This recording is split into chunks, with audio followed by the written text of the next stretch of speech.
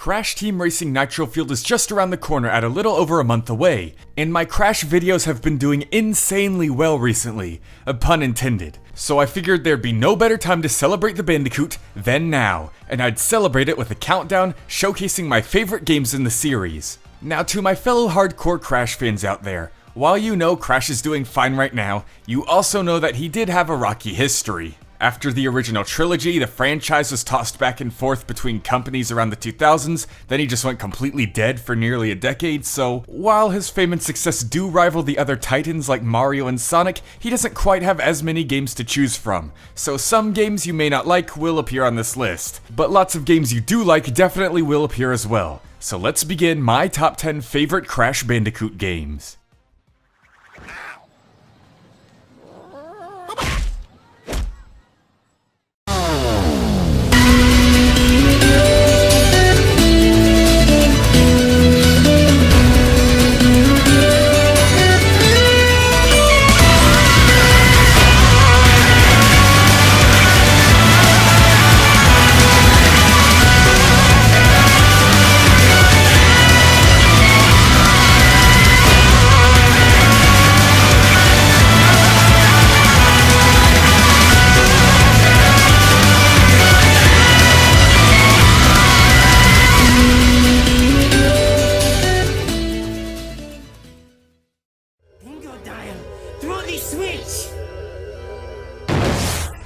Yeah, Crash of the Titans is the reason I had that giant disclaimer at the beginning of the video. Now look, Crash of the Titans wasn't a bad game, it just wasn't Crash. It was well made, it was polished, the platforming worked, and the whole mutant food chain system was actually kind of interesting and fun. Now I'm not at all saying that I want Crash to go back to this, because I definitely don't want that. But I do think people are too harsh on it overall. I mean, if it started a new IP instead of having a Crash skin over it, people would actually remember it more fondly and appreciate it more. But because it stole the identity of the characters we know and love and ruined them, except for Engine, I actually like him here, he pretty much carries the game, and because it practically killed the franchise on its own, I don't think it deserves to be any higher on this list, no matter how overhated I think it is. It's fine where it is. Crash of the Titans jacks the number 10 spot. Skank! I'm just so proud of you right now. Bingo dial! Throw the switch! Okay, to be honest, I have no clue what to say about this game. This is the one people want remastered most after Crash Team Racing Nitro-Fueled, but I don't really see any reason why, aside from it being the last PlayStation 1 Crash game. Now don't get me wrong, I think it's actually super duper fun for what it is. In fact, I don't think there's a single minigame I dislike in it. I like the pogo minigame, I like the crate throwing minigame, I like the polar bear minigame, I like the Pong-ish minigame. There's just so much to like about this game. But it's very small. It's a very small game. Again, I do like every minigame here, but there's only 4 and it's just reskinned over and over with slight variations. Plus there's only 8 playable characters. They could always expand upon it like they're doing with Crash Team Racing Nitro-Fueled, but I'd honestly still just much rather have a new game over this. This is small enough to where it can just be remastered as a side mode in a new game. But again, I still enjoyed the game for what it is, and I had tons of fun playing it with my siblings growing up. Crash Bash pogos into the number 9 spot. There's nowhere to hide but the rock of the mighty Ooga Ooga!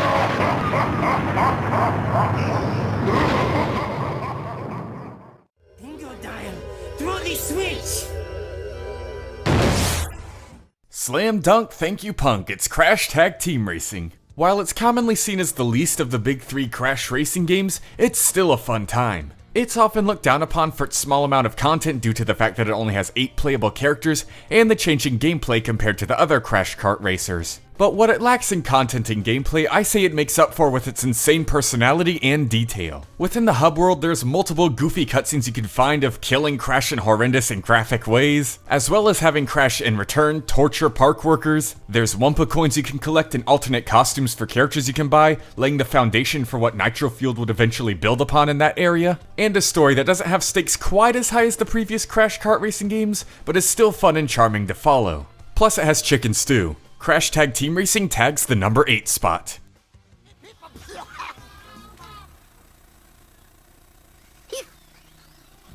Crash just killed a guy.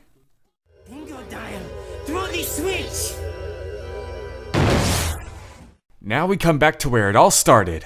I'm sorry it's this low on the list, but I'm sure many other hardcore Crash fans can agree that out of the original trilogy, this one holds up the least. The save system was ridiculously broken and weird, the boss battles were boring and insanely easy even compared to other Crash games, and they hadn't even gotten Clancy Brown to voice Dr. Neo Cortex yet. However, overall it did offer a fun challenge and it did kick off the series. Those game journalists haven't seen anything yet if they're calling the insane version of this the Dark Souls of platformers. Let them just try the original. I wish there was more to say, but again, it's the very beginning. The original game, Crash Bandicoot 1, whumps into the number 7 spot.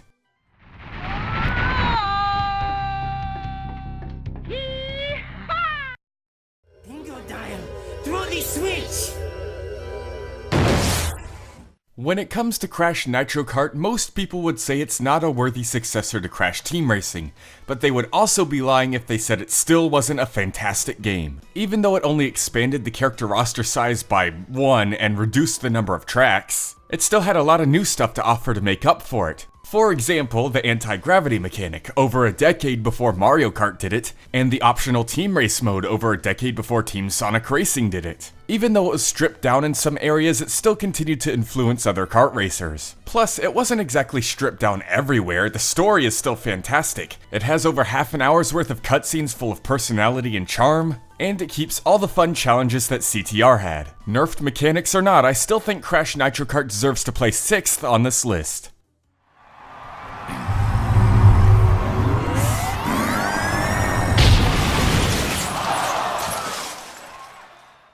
Bingo dial, throw the switch!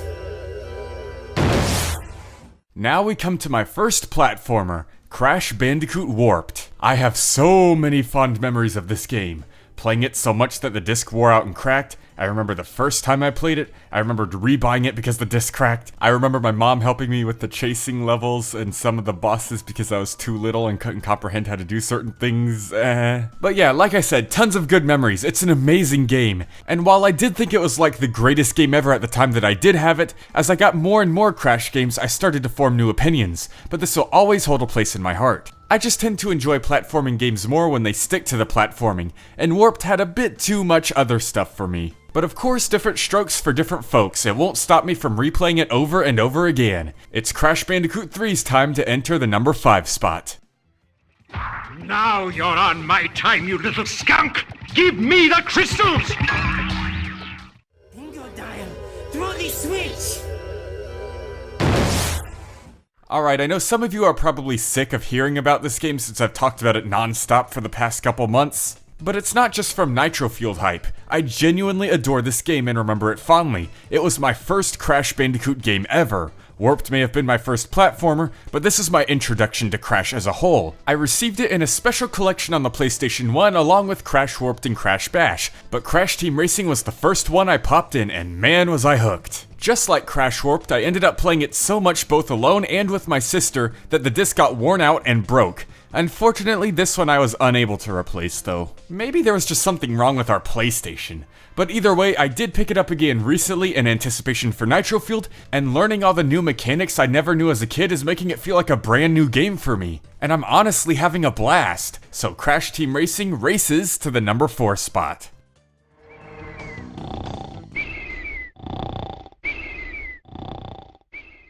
Bingo dial, throw the switch!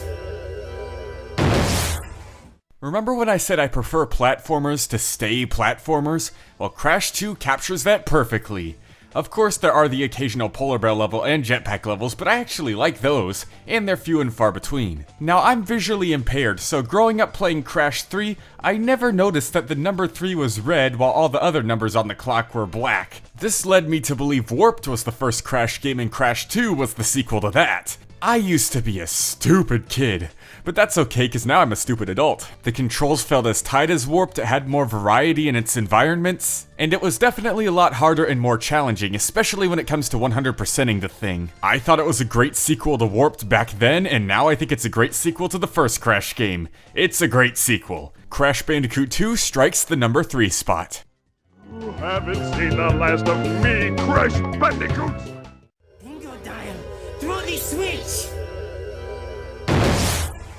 I don't know how angry people are gonna get at me for putting the Insane Trilogy above the originals, but here we are. You gotta admit, guys, Vicarious Visions nailed it. Even if a hitbox is slightly off in some areas, they were able to capture what made the originals so great as well as add on to it, like making Coco playable on all the platforming levels, adding in both a brand new level and a level that was previously cut from the originals, and what it did for the series overall. Of course, the original trilogy is still very important, it kicked off the franchise, but you could say that about any series, Mario, Sonic, Spyro, etc. The Insane Trilogy, however, revived the franchise and gave it new life. Selling over 10 million units, it introduced a ton of new people to Crash. It broke records at top charts, and it's an incredible passion project filled with tons of love for the series. Whether you like the originals more or not, you can't deny what it is and what it's done. The Crash Bandicoot Insane Trilogy remakes it to the number 2 spot.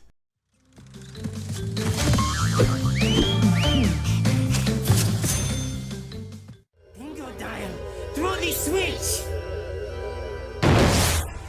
Yeah, after how filled with classics the top half of this list was, you didn't expect to see this at number 1, did you? Crash Twinsanity is an indescribable, beautiful, once-in-a-lifetime mess, and I love it. It is incredibly unpolished, filled to the brim with glitches, and it's still amazing. For starters, there's the gameplay. It's more open world and less linear compared to previous Crash games, which is honestly the correct direction the Crash series should go in terms of gameplay. When we finally get a new original Crash game, I want it to play like this and have level design similar to this, cause this is good. And when it comes to story, it's also good. They introduced Nina Cortex, they introduced the Academy of Evil, the Evil Twins. So many new plot elements are being introduced to expand the world, and I'd love to see them fleshed out in future titles. And then of course there's the soundtrack that's completely a cappella. Everything about this game is special and unique. I've 100%ed it several times over. And again, while I would much prefer a brand new Crash game, I would 100% it all over again if they remade Twinsanity. Crash Twinsanity spins into the number 1 spot. Although I don't know if it'll still be holding that title when June 21st arrives. See ya on the racetrack. I'm okay! The spikes broke my fall.